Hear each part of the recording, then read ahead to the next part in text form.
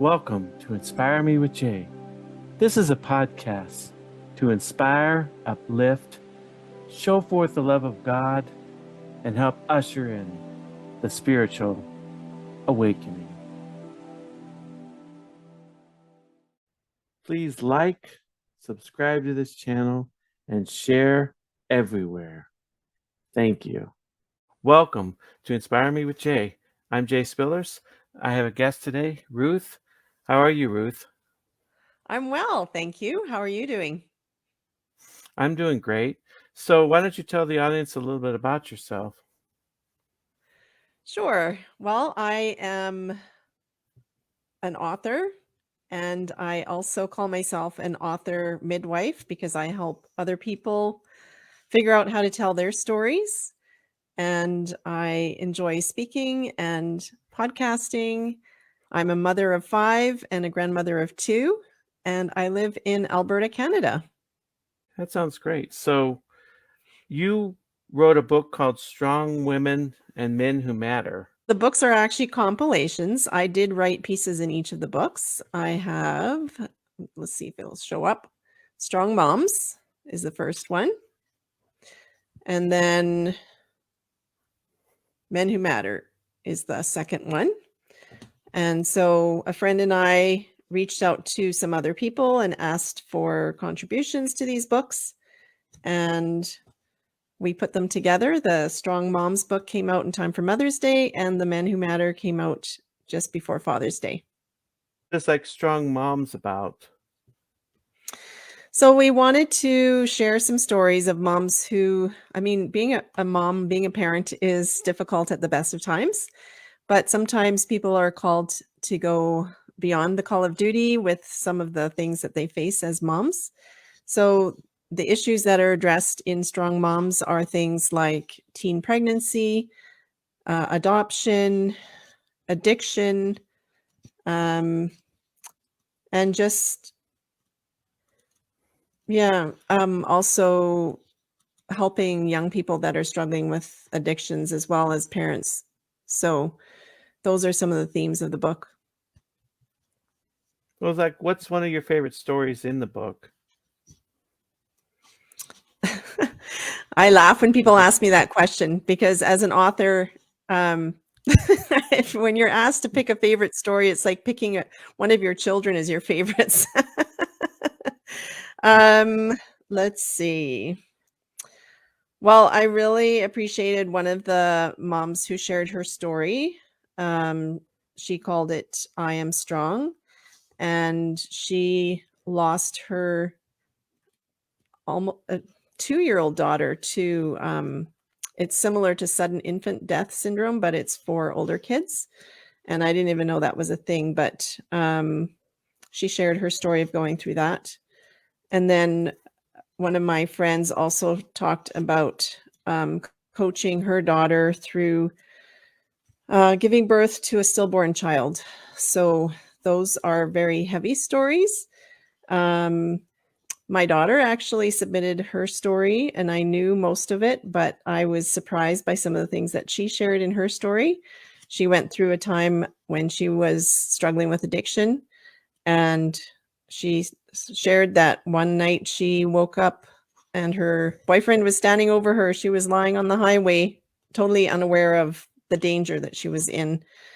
So I'm very grateful that she was able to work through those addictions, and she is now the mother of 2 children and in a healthy relationship. What were some of the things that these women did to deal with the loss? What were some of the things they learned? Well, I think for most of them, having a support system was really important. I know that's been really important in my life. So sometimes people can't totally understand what you're going through, but just having people show up and ask, are you okay? What can I do for you? Even offer to do things without asking what needs to be done. I know Melissa, the one that shared about her daughter dying, she had a friend who just came in and organized all the food that people were donating. So she took, she had one fridge for sandwiches and another fridge for something else that was donated, and then a freezer for casseroles. So sometimes people just coming in and stepping in and taking some of the ordinary tasks off your plate can be a huge difference for people.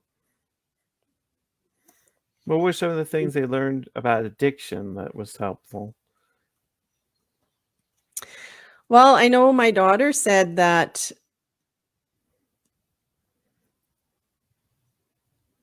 other people can try to help, but the person who is struggling with addiction is the one that has to make a choice and decide that they are going to work on their issues. Support helps, but she said that it doesn't matter how much support you have if you don't make that choice and if you don't do the work, it's not going to work. So that's what she learned. And then supporting those that are going through addiction, I think just realizing that they need encouragement a lot, and some of the choices they have to make are very difficult, and because they're struggling with addiction, they're not always thinking clearly, and so they need a lot of encouragement and a lot of checking in, and even being honest, like asking them questions that make them think hard and forcing them to be honest with themselves. I think those are things that people have told me have been helpful for them when they're struggling with addiction. Well, so the main issue is that you have to have the commitment. You have to have the desire to want to stop. Because a lot of times people get into like different theories about, well, what's the best way to treat alcoholism or drug addiction? Is the AA model better? Is this model over here better? But really, if you have the commitment, it sounds like you could take any program, whether it's AA or a counseling program or therapist, and you could make it work for you if you have the commitment. Is that kind of what you're saying? Well, the people that I know, that's what they've told me. I try not to assume anything because I haven't been through addiction. But choice is definitely a very important part, and then having that support system. I know I have a friend, and her daughter was able to get out of her addiction, but now she's back into it just because she went back to the same friends that she had before. So having a healthy support system is really important as well as a follow through. And so are you coming at it from a faith-based perspective? I personally am. Not everybody that submitted to the book does. And so there's a variety of perspectives presented in the book. And what is your faith-based perspective? So I have accepted salvation through Jesus Christ, and I try to follow what the Bible says. And so like in your other book, Men That Matter, what is that about? So my friend and I were talking one day, and we said, it seems like there's so much negativity about men. And it's true that women have faced a lot of issues and continue to face a lot of issues, but there just seems to be an extra level of negativity around men, and that they're constantly criticized, they're not respected. People seem to think that there's not a lot of male role models. So we said, well, what can we do about that? How can we encourage the men who are making good choices and are there for their families? And how can we show other people that there are positive role models to follow? And so that's where the idea for the book came from. And again, lots of different perspectives in this book. I'll just read a little bit. This is called The Best Man in Town, and it was written by a 10-year-old boy named Dallas. I live in a small town where there are lots of men around. Most of them don't see me, but one does. His name makes me smile, and I want to be like him because he is kind. He's also funny and teaches me things. Even though I don't like cold, I wanted to go when he taught me how to snowboard. I went like a million times because I wanted him to be proud of me for trying instead of crying about how cold it was. One time on my birthday, the only thing I wanted was to go for supper with him and Auntie. It was the most special birthday ever. We went to Boston Pizza, and I remember feeling amazed and focused. He talked to me and Auntie, and we laughed. Excuse me, I'm just going to take a drink.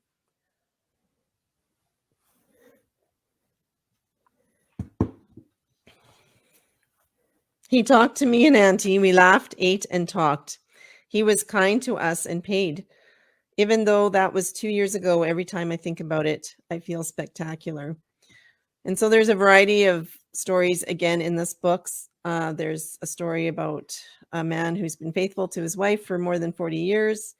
My niece wrote about my dad and how he was special to her because she has cerebral palsy, and he looked beyond that and just treated her like a normal person. Another lady shared about her son-in-law who adopted her daughter's kids after they got married. And then there's a story about a veteran. So there's a variety of stories in there. And I think sometimes we overlook the ordinary, everyday kindness that people offer, and that makes a huge difference. So men who are kind, who are faithful, who are making positive choices are all talked about in this book. Well, I think you see a very big difference between how men were portrayed in the media in the past. Like you have like Ward Cleaver of Leave It to Beaver, who was very strong and you could look up to him, and he, was very confident. Whereas like men today in movies and TV are kind of displayed as like flaky and kind of dumb and clueless. And there's a real big difference. There is. Yeah. And I mean, when you watch, what we feed our minds affects us, right? And so watching what's on TV nowadays does affect people's attitudes. And so we need to put positive information out there and encourage men around us who are doing a good job to say, hey, keep going. You're doing great. We appreciate you. And I think like an issue today is they talk about toxic masculinity. And I think when they start to describe it, I don't really think that that's masculinity at all. That's just basically being a jerk. That's not really masculinity. What do you think? Right. No, I agree. I think that the perspective of what a man should be has been skewed, and people, I don't know. There are men that are jerks, but that doesn't mean every man is a jerk. And so painting everybody with the same brush is not effective. And there are a lot of men who are making good choices, hard choices, men who are there for their family through thick and thin, men who are working hard to provide for their families, and men who are looking after wives who are not well, or children who have special needs. So those men need to be celebrated, and we need to say, hey, not all men are jerks. There are good men out there, and that's what we were trying to do. Are you looking for a devotional that will radically transform your walk with Christ and revolutionize the world at the same time? Check out my latest book, Walk as Children of the Light. This book focuses on everything you need to be fully equipped and discipled in Christ. Prayer, meditation, scripture, love, gratitude, and much, much more. Available on Amazon, 5-star rating. Is there something that men can do to become a better role model? Is it being focused in the scriptures or things like the fruits of the Spirit? What are the ways for a man to be that good role model in his family and community? Well, it's interesting you asked that question. So I went to church on Sunday, and our pastor spoke about fathers. And what he did was he interviewed several fathers, and then he interviewed their children and asked what made them a good, godly father. And a lot of the answers were very similar. It had to do with their dads being involved in their life. It had to do with they saw their dads reading the Bible and praying, and their dads made going to church a priority. It had to do with their dads doing things like coaching hockey or basketball and being involved in their sports. It had to do with one dad would take his daughters for rides in his truck, and he told them what happens in the truck stays in the truck, and in a good way, to provide a safe place for them to talk. And so his daughters knew that they could talk to their dad about anything that they wanted to, and he wouldn't betray their confidence. So those are some of the examples that we heard about. Yeah, because I think one of the most important things is you don't have to worry about being perfect. Mm-mm. Maybe one of the most important things is simply to be present in your kid's Yes. life. Yes, I agree. There is no such thing as a perfect dad. There is no such thing as a perfect mom. None of us are perfect. We're all human and we all fail. And I would say that's another thing that I have appreciated in many of the men that I have known in my life. They are willing to say, I'm sorry, I was wrong, and admit that they made mistakes, and then move on and try to do better the next time. How many books have you written? So personally, I've written, so I don't necessarily count these as my books because they're compilations, but I've written 3 entire books myself. My first book was actually called Learn Twitter, and it talks about how to use Twitter as a marketing tool for authors. And then I wrote another book that was a devotional book called Equipped, and it uses Ephesians 6:10-18 as the framework for the book, and talks about spiritual warfare and the armor that God has provided. It's a devotional book. And then the third book that I wrote, actually, I've got one other one. The third book I wrote was called Write from Book Idea to First Draft in 30 Days. And I use that with my coaching clients. And then the last book I actually put together is called Learn Twitter Spaces. So it's all about social audio and using that to get your message out. So what is a way, because I use social media, and the social media I tend to like the most is Facebook, but like I do post things about my books or different podcasts on Twitter, but I don't really know that much about using Twitter effectively. I just post. What are things you can do on Twitter? Oh, we could have a whole hour of discussion, but I'll try to condense it into a few simple ideas. So consistency is really important on Twitter, and any social media that you post on, you want to allow people to get to know you. So instead of just posting about your book or posting about what you're writing, sometimes sharing what you saw on a walk that you went on, or what you did with your kids, or something about one of the hobbies that you have, so that people get to see you as a person and not just somebody that's in their face saying, buy my book. You can also, it's also really important to look at your bio and your picture on Twitter and make sure that they're professional.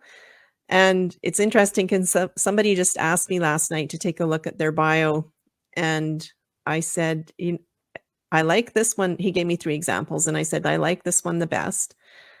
But I told him, often the mistake we make is we think our bio is all about us. But when somebody reads your bio, if you're looking for people to buy your book, or if, in my case, I'm looking for people that want help writing and publishing their books, if they don't know how you can help them, they may not be interested in following you. So instead of making it all about you, like I'm a Wall Street Journal bestseller selling author, that's okay to tell people that, but to tell them that I write about publishing and marketing and follow me for those kind of tips tells them more about what they're going to get. So that's what I would encourage authors to think about.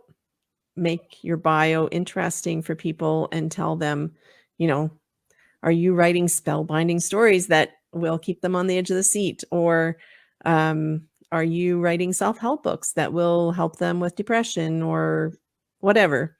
That way they know what they're getting when they follow you. Well, is a lot of this transferable to other social media like LinkedIn or Instagram, Facebook?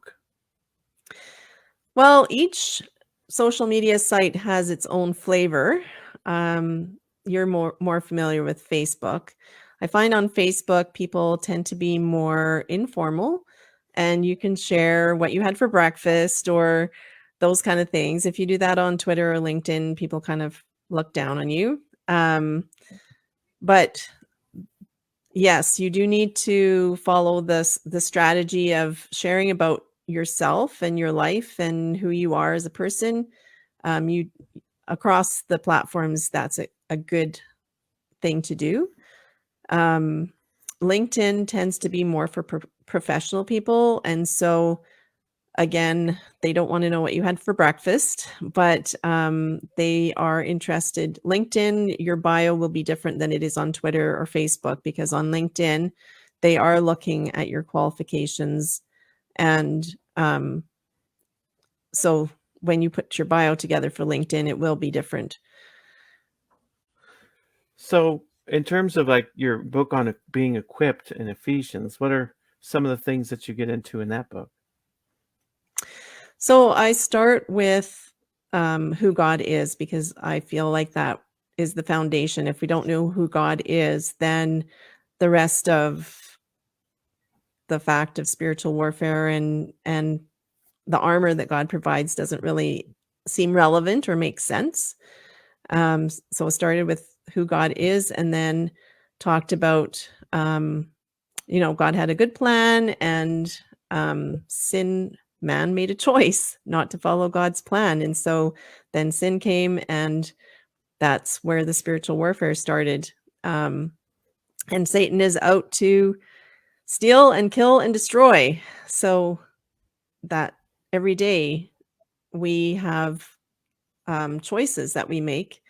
I also talk about, I don't know if you've heard of that legend about, there's different versions of it, but basically the version that I shared was about each of us have a white dog and a black dog living inside us. And Mhm.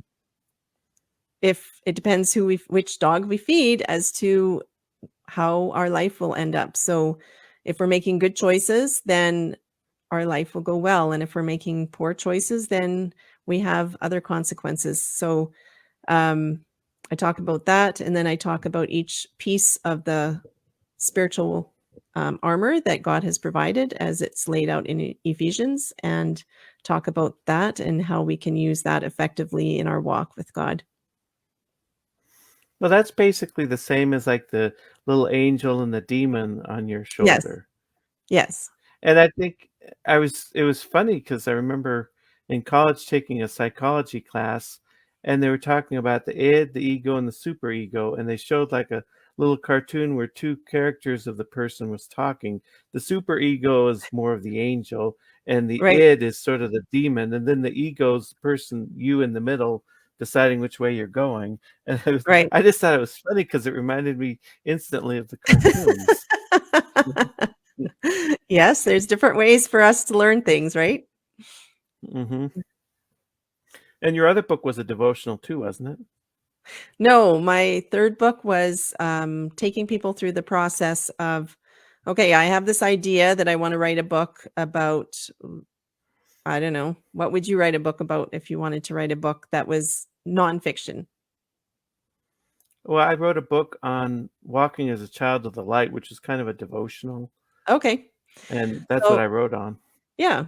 So if you come with an idea, so I walk people through the process of doing a brain, I call it a brain dump. Just taking out a sheet of paper and writing every idea that comes to mind and then seeing what people are most passionate about. And then I take them through the process of thinking about, I tell people you have to aim before you write. So A is knowing who your audience is, because that affects how you approach your subject. It affects the language you use and the length of the book and the structure of the book and everything about the book. If you write to a specific audience, it comes across much better. And then the I is introspection about who you are as a person, your strengths, your abilities, your training, your experiences that are unique and allow you to bring a unique perspective to the book, because there are 4 million books published every year. And if we want our books to stand out, we need to know what's unique about them. And then M is for market. What's the marketplace like? I have seen excellent books published and go nowhere because people aren't looking for that kind of book at that time. And so being aware of what the market is doing and what people are looking for is really important. And you can use tools like Publisher Rocket that will help you with the research. And go on Amazon too. That's a great place to do research, because 60 to 70% of the books that are sold on Amazon, right? And then I also talk from a Christian perspective. I talk about why and how to build a prayer team. And again, that goes back to the fact that we are in a spiritual battle. And so sometimes when we sit down to write, we have, in my life, I have found it's not only me that struggles, but when I'm working on a project, sometimes my family has issues. Like my son, had no seizures for months. And then all of a sudden, when I started a project, he had 3 seizures in one day. So yeah, I have people that pray regularly for me, and I deeply appreciate them. What is one way to get the prayer team? Well, basically, you just have to say, hey, I think I really need prayer. I'm working on this project, and reach out to friends and family and see who's willing to commit to praying for you. And I have found some people will pray once a day, some people will pray once a week, and some people will pray once a month. So knowing what level of commitment they have is important. And then it's really important for me as a person that's asking for that prayer support to be specific in what I'm asking for prayer for. And then also making sure that I go back to them and thank them for their prayers, and then update them on how things are going and give them new things to pray about every once in a while. So I try to send out an email to my prayer team every second week and just let them know how things are going for me. And you publish your books traditionally, or do you publish more self-publishing? So when I first started publishing, I was traditionally published, but then I got frustrated with the lack of control over choice of cover and timing of publication and different things. And so I learned how to self-publish. So my books in the last few years have all been self-published.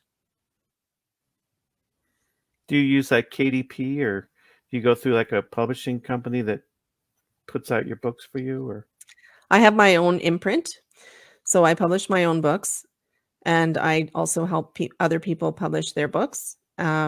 So the process that I find works right now is that I will publish on Amazon, both ebook and paperback, but I will not ask for expanded distribution through Amazon. I go to Ingram Spark for the paperback distribution, because that will get your book into libraries and bookstores, and they have the option to return the books if they are not selling. So they're more likely to order from Ingram Spark. Amazon doesn't have the return option. And then I also publish my ebooks on a platform called Draft Digital, and they are a distributor, and they also get the digital copies into libraries and also distribute across many platforms like Apple Books, Smashwords, Kobo, So yeah, that's the process I've been following. And so you must have published a lot of books to be able to get the Wall Street Journal bestseller award. Yeah, so with that book, I was actually part of an anthology, a compilation, and I worked with Adam Hoagie. He was my coach for a year and a half, and he's the one that published the book. So, it's interesting because people do look up to those kind of titles, but, basically, to become a Wall Street Journal best-selling author, what has to happen is 6 to 8,000 copies of a book needs to sell within a week of the publication. And so it's much easier to do that if you do a group project, because in the case of the book that hit the Wall Street Journal, there were 24 of us that each contributed a chapter. So when you have 24 people that are, letting people know about it, and then we also, it takes a lot of advertising and money to do that. So each of us contributed a few $1,000s, and it was all pooled, and we used that for advertising. And the other tip is that it's easier for an ebook to hit the Wall Street Journal than it is for a paperback. So those are the things that we took into account, and that's how we got on the Wall Street Journal list. That's probably pretty similar for like New York Times bestseller. You have to hit several thousand in a week or something. So the New York Times actually doesn't have a list anymore. They stopped just before we published our book. So it's not a thing anymore. Yeah, I didn't even know that. I don't think they restarted. So what do you do? Like, oh, go ahead. Go ahead. Oh, I was just gonna say, what do you do with like podcasting and coaching? So I have worked with a variety of people in coaching. I had one lady come to me, and she knew that she wanted to write, but she was just, because of some of the things that had happened in her life, she didn't know how to sit down and write. And so I walked her through the basics of, okay, what time of the day do you think would work best for you? Let's aim to write 500 words every day. And it took a few weeks, but we figured out something that worked for her, and she was able to complete the project that she wanted to complete. I had a couple ladies come to me who had manuscripts that were completed, and they had been trying to get them published for, one of them was over 6 years she had been working on it, and the other one was about 3 years, and just running into roadblocks, and they had paid thousands of dollars and their book still wasn't published. And so I was able to take them from where they were and make sure that their book was published, and they were able to access copies and have their book launch and do all of the exciting things that happen when you write a book. So it depends where people are when they come to me. But one of my clients told me that I make the seemingly impossible seem possible. So that's what I try to do for people. Is that what you do with your podcasting too? Is just talk about how to publish and how to write? So I have a variety of things on my podcast. My podcast is called Get Clients, Build Community. And so I started out with some informational podcasts where I did all the talking myself and shared tips. And then last year I changed to doing some interviews with authors and entrepreneurs, just talking about, because I find that a lot of people either start a business or write a book because they've been through a difficult experience. And so we talked about what catapulted them into action, and what the lessons that they've learned along the way. And then we talk a little bit about their book and their writing process. So that's all part of my podcast. I haven't been releasing episodes lately. I've been taking a break for the last few months, and I'm evaluating about where to go next, but it looks like I'll probably be focusing on the aspect of story. I've been talking to some people and they're like, we know story is important, but how do we put it together? And what's the structure? And what makes a difference between a story that will grab people and a story that people will just walk away from? So I think that's going to be my next topic. Is your podcast both on regular podcast sites like Spotify, but then do you post it on YouTube as well? It is, yes. I do both a video and an audio version. Well, it was great to have you on. Would you like to leave the audience with one last word before we close? Oh boy, last word. I would say if you have a message to share, you can share it. And if you're finding that you can't do it by yourself, then reach out for some help. You can find more information about me on my website at ruthlsnyder.com. And I look forward to interacting with you.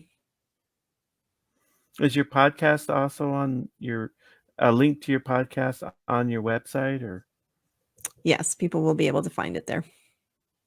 Thanks for coming on today. You're welcome.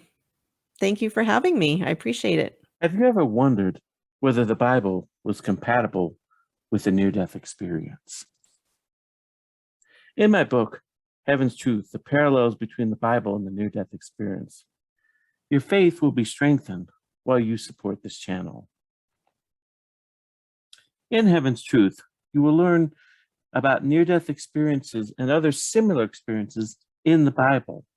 Support for the Bible contained in NDEs, a central theme that runs through both the Bible and NDEs, how the NDE brings the Bible to life for these modern times, evidence for both the Bible and the NDE, and much more.